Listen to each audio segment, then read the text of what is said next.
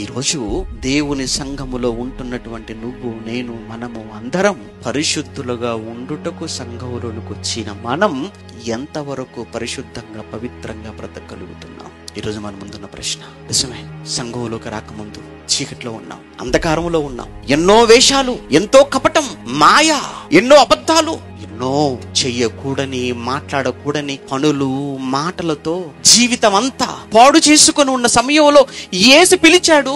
ఆ పిలుపుకు తల దించాను, బ్రతుకు మార్చుకున్నాను, సంఘంలోనికి వచ్చిన నేను వచ్చిన రోజు ఎలాంటి ఆలోచనలతో, ఆశయంతో నేను వచ్చానో చివరి వరకు ఇంకా అంతకంతకు నూతన పరచబడుతూ నా జీవితాన్ని చివరికి క్రీస్తులా మార్చుకొని క్రీస్తున్న లోకానికి వెళ్ళవలసిన చోటు కదా సంఘం.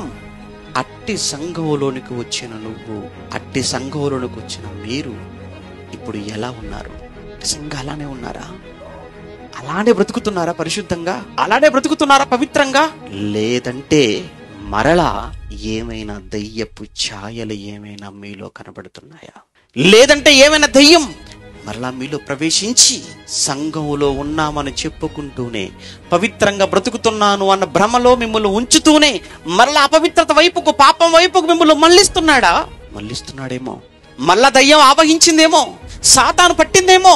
మనం సాతాను పట్టటము, దయ్యం పట్టడం అనగానే జుట్టంతా విరబోసుకొని పిచ్చి పిచ్చి అరుపులు, కేకలతో మనుషుల్ని చూస్తుంటే వారికి పట్టిందని అనుకుంటున్నాం. వారికి పట్టింది దయ్యం కాదు, వారికి పట్టింది జబ్బు.